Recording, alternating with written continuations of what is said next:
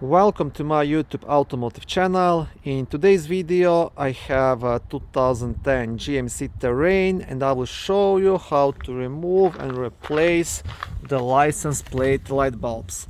So you will have one here on this side and one just here on the opposite side. This video will apply to GMC Terrains made from 2010 all the way up to 2017.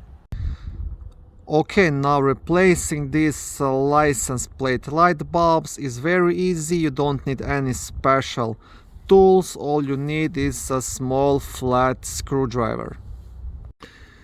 So all you have to do is squeeze your flat screwdriver inside here, this opening, push the light towards the right side and then gently just pry it out, and it will easily just pop out all the way.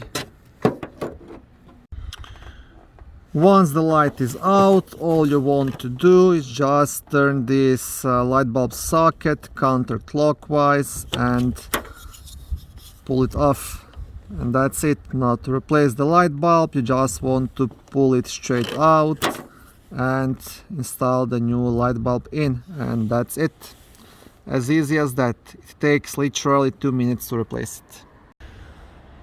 Okay, thank you for watching this short video. I hope it was helpful and educational. If it was, please like it and consider subscribing to my YouTube automotive channel.